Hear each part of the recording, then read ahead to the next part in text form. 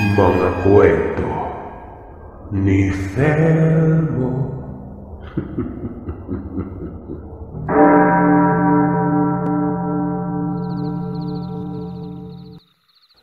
Mapagpalang araw sa iyo, Sir Seth. Ako ulit si Ray, ng Panabos City, Davao del Norte. Magbabahagi ulit ako sa inyo ng karanasan na hango sa tunay na pangyayari. Galing pa rin ito sa aking Yamaha XTZ Horror Ride Stories. Ang ibabahagi ko po sa inyong kwento ay galing sa kasamahan ko sa Riders Club na si Sir Anton. Kagrupo ko din ito sa airsoft group na sinalihan ko. Sa lahat na marahil na grupo na sinalihan ko noon, ay yung airsoft na marahil yung pinaka nag-enjoy ako.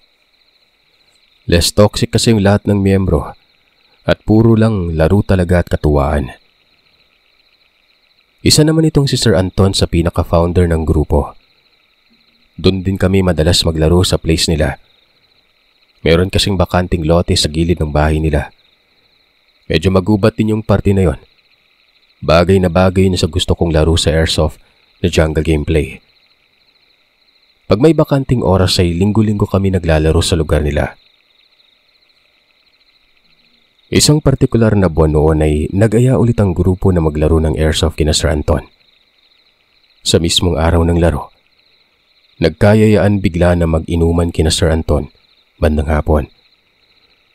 Masaya naman kaming inasikaso ng kasambahay nila at ng misis niya.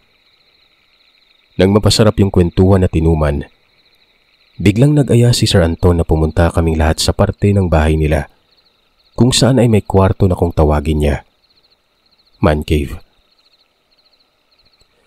Pagkabukas ay tumambad sa amin yung koleksyon niya ng iba't ibang model ng baril. May airgun, gel blaster, airsoft, pati na rin yung tunay na baril ay meron siya. May konting kaalaman ako sa mga baril kaya masasabi ko talaga na hindi rin biro yung presyo at kalidad ng ilan sa mga baril na yon. Hindi rin nakakapagtaka na kaya makapag-ipon at bumili ng ganong kamamahal na baril itong ni Sir Anton. Gawa ng wala pa rin silang anak na mag-asawa. Kahit nasa higit 40 years old na sila, wala pa rin silang masyadong pinagkakagastusan. May biglang kinuha si Sir Anton mula doon sa mga nakadisplay. Isang baril yung pinakita niya sa amin. Yun nga ay ang Crossman 22-40 airgun. Espesyal daw para sa kanya yung baril na yon kasi may kasama itong kwento. Bali ito na nga yung ibabahagi ko sa inyo. Gaya ulit ng dati ay ibabahagi ko ito sa paraang parang si Sir Anton yung nagkikwento. Nangyari ang karanasan ko nung binata pa ako. Kakagraduate ko pa lamang noon ng high school. Summer noon. Pagkaganoong panahon ang ginagawa namin ng kapatid ko na si Joel. Bumibisita at nagbabakasyon sa iba naming kamag-anak. Yung plano nga namin ay doon kami itutuloy kina Tio Carding, kapatid ni Mama. Yun nga lang nung malapit na yung araw ng alis namin, ay biglang nagsabi itong si Joel na hindi na siya tutuloy. Sasama daw kasi ito sa outing ng iba niyang kaibigan sa Davao. Sa madaling sabi, ako na lamang yung pupunta kina Tio Carding noon. Buti na nga lang at pumayag naman sila Mama. Nagbili naman si Mama na mag-iingat daw ako. Sumunod ako palagi sa sinasabi ng Tio at Tiya ko. Huwag din daw ako maging pasaway. Paglapit ko naman kay Papa, nagpaalam ako na baka pwede kong hiramin yung isa sa mga airgun rifle na nakasabit doon sa may pader. Libangan din kasi namin ng mga pinsan ko kina Tio Carding na maghunting ng mga ibon sa bukid noon. Hindi pumayag si Papa. Baka daw masira ko pa yon at baka rin pwede ako mapagkamalang rebelde pag hawak-hawak ko yon. May bigla siyang kinuha mula sa bodega. Sabay bigay sa akin. Ito nga ay ang Crossman 22-40 airgun pistol. Yun na lamang daw yung dadalhin ko. Medyo sumimangot yung mukha ko noon. Ang liit-liit kasi nito. Pero napagtanto ko rin na okay na rin yon, at least may pinahiram si Papa. Madali ko din madala yon sa iba't ibang lugar. Higit 4 na oras rin yung biyahe ko patungo kina Tio Carding. Pagkarating ko nga ay kita ko sa mukha ng dalawa kong pinsan na si Daboy at Nico yung pinaghalong tuwa at gulat. Sila kasi yung unang sumalubong sa akin. Ganon din yung mukha nila Tia Isabel, asawa ni Tio Carding. O iho, abay ba't ang aga mo ata dumating? Kaala ko sa susunod na linggo papunta mo dito. Hindi ka tuloy namin nasundo doon sa terminal. Manho Tia, hindi na ako nagsabi. Plano ko talagang sorpresahin kayo. Pinakakumusta nga pala kayo ni Mama. Tsaka pinabibigay din ito ni Mama. Yung binigay ko ay isang sobre na may lamang konting pera. Pambawi daw yung gawa ng hindi kami nakapunta sa birthday ni Tio Carding nung nakaraan. Ibinigay ko rin sa mga pinsan ko yung mga pasalubong kong chocolate, chichirya, at mga damit. Kinahapunan ay nagkatay na rin sila ng manok tsaka pabo. Naitanong ko naman kung nasaan si Tio Carding. Sabi nila, baka daw gabihin pa yun sa uwi galing sa pamamasada ng tricycle. Tanod din po ng barangay itong si Tio. 6:00 na ata ng gabi nung dumating siya. Gaya nung kanina, ay napuno po ng kumustahan yung una kong araw doon kina Tio. Sa sumunod na mga araw, iba't ibang activities yung ginawa naming magpipinsan. Umakyat kami ng puno at kumuha ng mga prutas. Naligo din kami sa mga kalapit na ilog at sapa. Nanghuli na rin ng mga isda. Binisita din namin yung iba pa naming kababata na kalaro ko dati at nakipagkwentuhan. Naglaro kami ng basketball at volleyball at minsan pa ay nakipag-inuman din. Sobrang close ko rin dito sa dalawa kong pinsan. Hindi rin nakapagtataka kasi hindi malayo yung agwat ng edad namin nun. Alam mo pinsan, tamang-tama yung pagbisita mo dito sa lugar namin. Balita kasi na magkakaroon doon ng kapistahan doon sa kabilang barangay. Masaya ang pista doon. Biglang sabi ni Nico. Tama insan. Balita ko pa nga may perye. Night market at meron pa daw artistang dadating. Talagang masaya yung piyesta. May inaipon na nga kaming pera nitong si Nico para doon sa piyesta eh. Pupunta kami. Dagdag ni Daboy. Mukhang masaya nga yan ah. Sige, punta tayo. Sagot ko. Nung pang-4 na araw ko na kina Tio Carding. Bandang hapon. Kakatapos lamang ng malakas na ulan. Biglang nag-utos si Tia Isabel na dalhin namin kay Tio Carding yung naiwan niyang sombrero tsaka jacket. Kami ni Daboy yung lumakad nun. Ayaw kasing sumama ni Nico. Gamit namin ng service ay ang Japanese bike. Yung may basket sa manibela tapos may carrier sa likod. Una kaming pumunta sa barangay hall. Wala daw doon si Tio. Sinabi naman ng mga staff ng barangay na nasa palengke daw ito.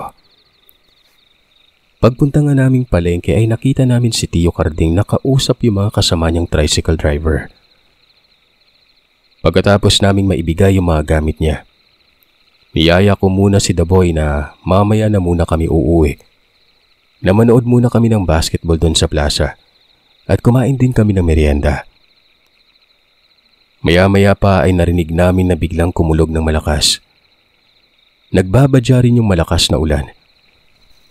Sabi ni Daboy, may alam daw siyang daan para mabilis kaming makauwi ng bahay. Sa parte daw ng Sitio 12 kami dadaan. Hindi ako pamilyar sa tinitukoy na daan ni Daboy kaya nagpaubayan na lamang ako dito.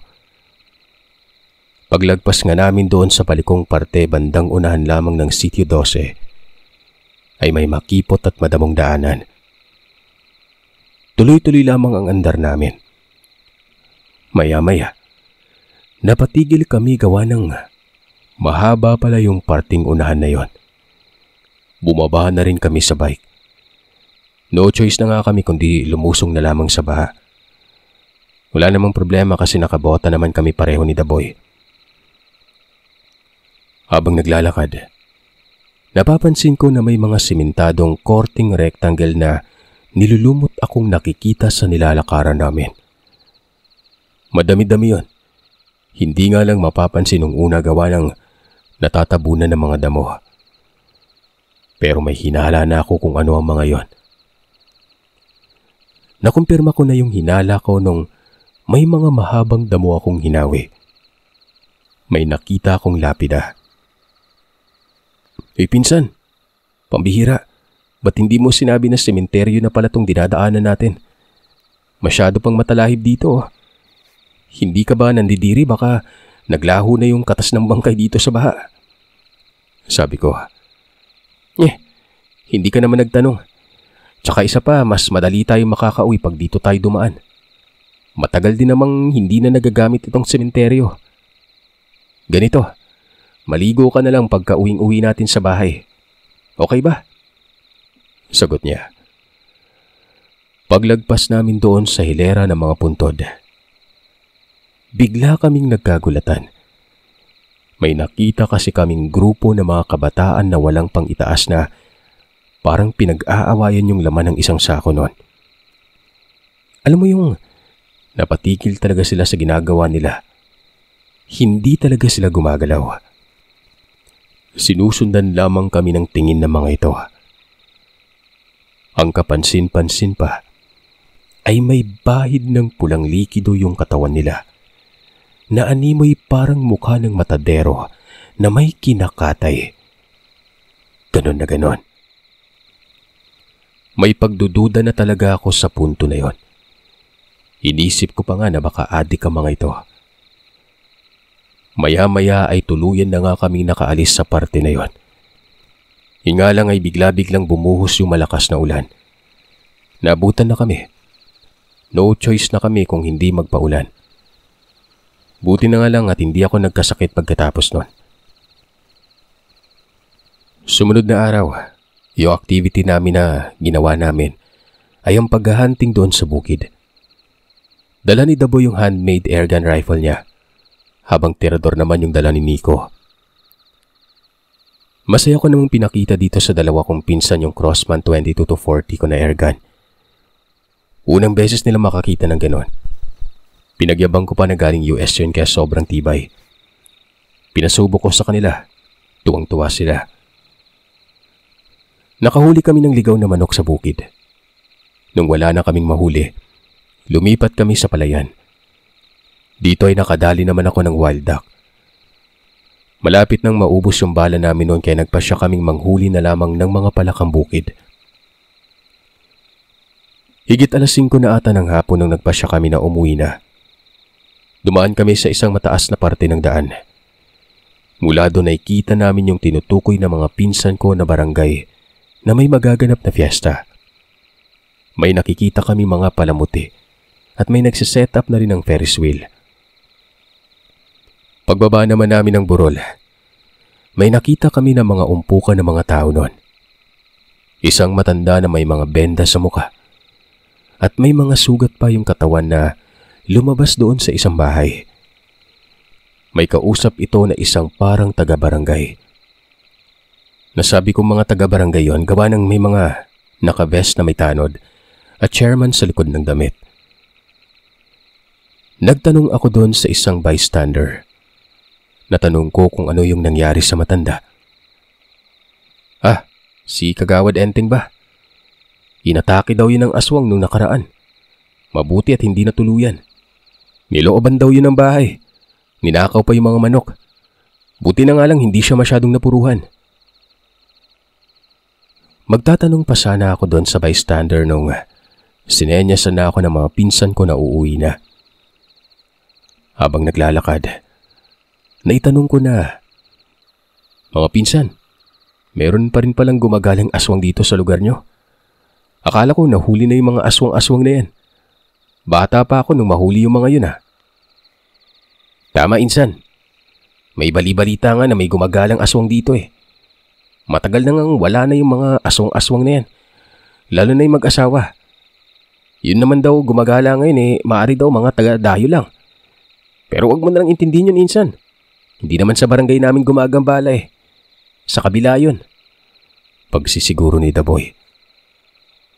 Nagkibit balikat lamang ako.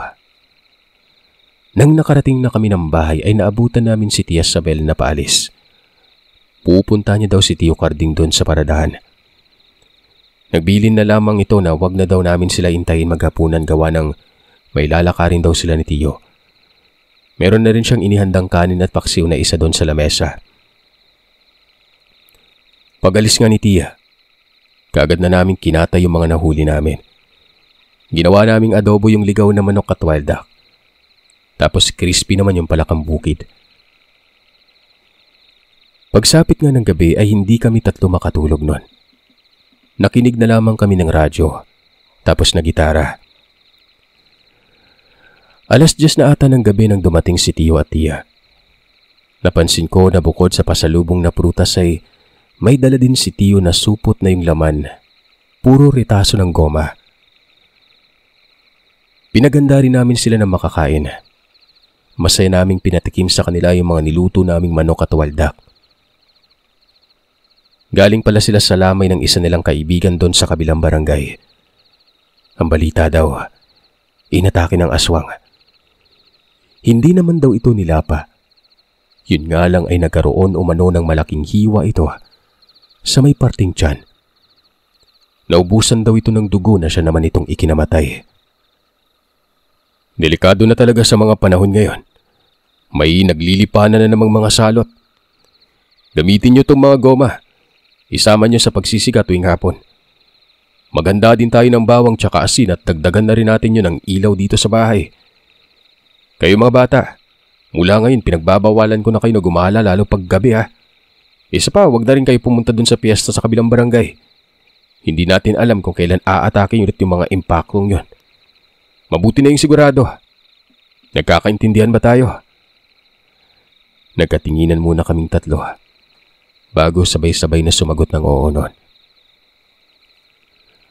Pagkapasok namin sa kwarto noon ay biniro ko yung mga pinsan ko ng, "O paano yan? Mukhang hindi na matutuloy yung pagpunta natin sa piyesta. Pinagbawalan tayo." Ang labo talaga nitong si tatay. Pumayag na siya nung nakaraan eh. Tsaka hindi nga sa barangay namin gumagala yung aswang. Basta, nag-usap na kami ng mga kaklase ko at pupunta ako ng piyesta. Ano Nico? Sama ka ba? Tanong ni The Boy. Kuya talaga. Siyempre sasama ako. Ang saya kayo ng piyesta. Medyo naipit ako sa sitwasyon na yon. Ayaw kong pagalitan ni Tio pero ayaw ko ring sumama ang loob sa akin ng mga pinsan ko. Ang ginawa ko, nagsabi na lamang ako na titingnan ko na lamang kung makakasama ako sa mismong araw na yon. Gaya ng utos ni Tio, gabi-gabi ay nagsisiga kami sa palibot ng bahay. Sa harap, pati na rin sa likod. Siyempre may kasama din yung goma. May mga ekstrang ilaw na rin lalo na doon sa harap ng bahay. Lumipas pa ang ilang mga araw hanggang sa dumating na nga yung araw ng kapistahan sa kabilang barangay. Sakto naman at walang biyahe sa tricycle at wala ring duty sa tanod itong si Tio Carding. Naobserbahan ko ngang pagkaganon ay maagang natutulog itong si Tio at Tia. Kinagabihan, nang masiguro nga natulog na sila, ay kaagad na nagbihis yung magkapatid. Ayoko pa sanang sumama pero hindi kalaunan ay nakumbinsi rin ako na sumama ako noon. Doon kami sa likod dumaan. Siyempre gamit pa rin namin yung service namin noon, yung Japanese bike. Ito'y malupit. Hindi ko na masyadong maalala kung paano namin ginawa pero nagkasya kaming tatlo doon sa manipis na bisikleta. Partida, medyo may kalakihan pa ang katawan ng mga pinsan ko noon. Para hindi naman kami mapagod ay nagsasalitan kami sa pagmamaneho. At hindi nga nagtagal, narating din namin yung piyestahan. Sinubukan namin halos lahat ng rides, kagaya ng Ferris wheel, octopus, merry-go-round. Pumasok din kami sa horror train at yung babaeng gagamba doon. Doon talaga ako natakot. Katabi naman ng perya ay yung stage na naroroon ng sinabi nilang artista. Yung artista pala na tinutukoy ay sina Blackjack at Mystica. Doon naman kami nagpunta nung nagsawa na kami sa perya. Para hindi naman kami mapagod ay nagsasalitan kami sa pagmamaneho. At hindi nga nagtagal, narating din namin yung piyestahan. Sinubukan namin halos lahat ng rides, kagaya ng Ferris wheel, octopus, merry-go-round. Pumasok din kami sa horror train at yung babaeng gagamba doon. Doon talaga ako natakot. Katabi naman ng perya ay yung stage na naroroon ng sinabi nilang artista. Yung artista pala na tinutukoy ay sina Blackjack at Mystica. Doon naman kami nagpunta nung nagsawa na kami sa perya. In-enjoy na rin namin yung palabas nun. Hindi na namin tinapos yung show dahil mag-aalauna na pala ng madaling araw. Nagkikwentuhan kaming tatlo nun. Nang bigla na lang mula sa malayo, may nakita kami mga grupo ng kabataan na tumatakbo sa kalsada. Mga walang pang-itaas. Patungo sa direksyon namin ito. Nang medyo malapit na mga ito, napansin namin, Sir Seth, na tila ba umaangil silang lahat. Pagkakita namin sa mukha nila, sobrang nabigla ako. Kulubot lahat yung mga mukha nila. Litaw na litaw yung mga mahahaba nilang pangil. Naglalagkit din yung mga katawan nila nun. Sa bilang ko, nasa 5 silang lahat. Hindi na kami nakaiwas sa bilis ng pangyayari. Bigla na lamang kaming naitulak na mga nilalang na yon. Lahat kami napatumba sa gilid ng daan. Kasunod pala nila ay ang mga taong bayan na may dalang sulo, itak at mga matutulis na mga kawayan. Panay rin sigaw ang mga ito ng, "Habulin nyo! Dito dumaan yung aswang! Habulin nyo!" Dumaan din ang mga ito sa mismong harapan namin. Animoy parang hindi na kami napansin sa punto na yon. Walang ano-ano. Isang figura ng tao na galing doon sa mga humahabol na taong bayan ang nakita namin na nakatayo sa tapat naming tatlo. Napagtanto namin na si Tio Carding pala ito. Salubong yung kilay at halata mong gigil na gigil sa galit noon. "Anong ginagawa niyo dito? Di ba sabi ko huwag nang gumala? Malilintikan talaga kayo sa akin. Hala, uwi sa bahay." Wala na rin kaming nagawa ng punto na yon. Nakayuko kaming lahat nang narating namin yung bahay. Naabutan namin si Tia Isabel sa labas at nag-aalala. Panay rin yung tanong kung saan kami galing. At hindi na nga namin nagawang magsalita noon. Maya-maya ay dumating na itong si Tio Carding. Nasundan pa ulit yung paninarmo nito. Pati nga ako'y pinagalitan. Kahit sobrang galit na nitong si Tio ay hindi niya magawang saktan yung mga anak niya. Binuhos na lamang nito yung galit nito doon sa service bike namin na Japanese bike. Binalibag, pinagpapalo ng mga matitigas na mga bagay. Wala nga nun, wala na kaming service. Tuluyan na ngang pinagbawalan kami nila Tio na gumala. Makakagala pa rin naman pero dapat kasama sila. Bawal na talaga yung kamilang tatlo, lalo na yung solo sa paggagala nun. Tuloy-tuloy pa rin ang pagsisiga namin sa gabi. Hindi pa rin kasi mahuli-huli yung mga gumagambalang aswang. Bilang tanod si Tio Carding, tuwing nagroronda naman ay wala silang nahuhuli pero pag wala namang ronda, bigla na lang yung napapablitaan na may inatake naman daw. Dagdag pang bili ni Tio, mas mabuti na nga yung maingat lalo't gumagala pa yung mga nilalang na yon. Lumipas ang ilang gabi hanggang merong biglang nangyari sa mismong bahay. Sa bahay nila Tio. Walang duty sa tanod si Tio noon. 11:00 ng gabi nakatulog na kaming lahat. Bigla na lang may kumakatok sa labas ng bahay. Nagising kami bigla. Kasamahan yun ni Tio sa tanod at hinahanap siya. Paring Carding! Paring Carding! Pagbuksan naman ng pinto. Si Berto ito. Importante lang. Oh, Paring Berto. Gabing-gabi na. Ano ba sadya natin? Ba't parang pinagpapawisan ka? Tumakbo ka ba? Pare, kailangan namin ng tulong. May biniktiman naman ng aswang kina Aling Tisay. Hinahabol namin. Kaagad na nagbihis si Tio Carding. Nagsuot ito ng jacket tapos kinuha yung itak. Pagkalabas ni Tio Carding sa bahay, bigla na lang sumunod itong si The Boy. Hawak nito yung airgun. Sabi niya ay susundan daw niya si Tio. Hindi na namin napigilan gawa ng mabilis din itong tumakbo. Bali ako, si Tia Isabel at Nico na lamang yung naiwan nun. Sa labas kami ng bahay. Gumawa na rin ako ng bonfire na may kasamang goma sa harapan ng bahay. Maya-maya pa, bigla na lang naming nakita na may mga kalalakihan yung parang may inaakay na dugo ang lalaki na walang malay. Duguan ang buong mukha nito pagkakita namin nun. May takot sa dugo itong si Tia, kaya bigla itong ninervyos at parang mawawala ng malay. Mabuti na nga lang at nasa luko ito. Ipinasok din kaagad namin ni Nico si Tia sa bahay. Pinaupo namin ito tapos binigyan ng tubig nun. Higit kalahating oras ata kami sa ganoong sitwasyon ng walang ano-ano. Nakarinig kami ni Nico na para bang may naghuhugas dun sa balon sa likod bahay. Sumilip sa pinto si Nico. Dito ay nakita niya ang isang figura ng lalaki na walang pangitaas. Nakasuot lang ito ng madungis na maong. Bukod doon, nakapaa lamang din ito. Hindi namin nakita yung buong mukha dahil nakatalikod ito habang hinuhugasan ng sarili.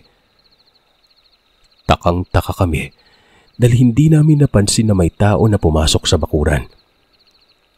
Meron namang bakod sa likod bahay na gawa sa mga chicken wire at mga barbed wire noon.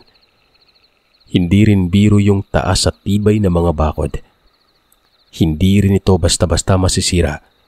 Kaya paanong nakapasok ito nang hindi namin napansin? Unless tumalon ito sa bakod na yon.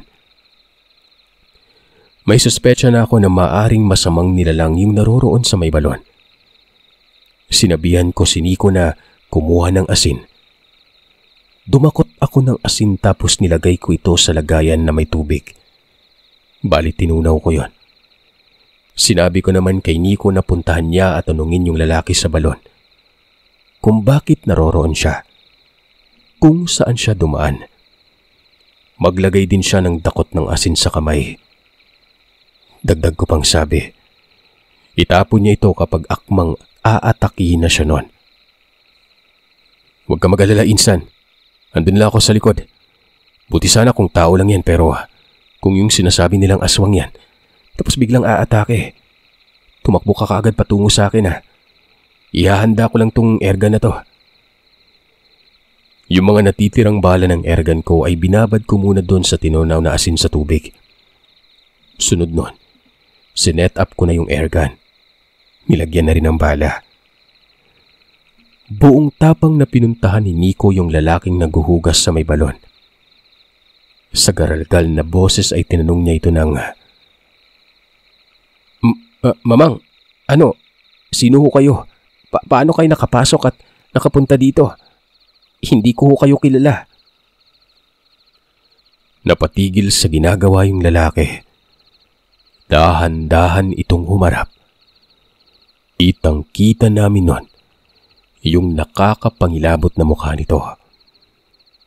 Kulubot yung mukha, lalo na sa parting noo. Litaw na litaw din yung pangil nito sa bibig.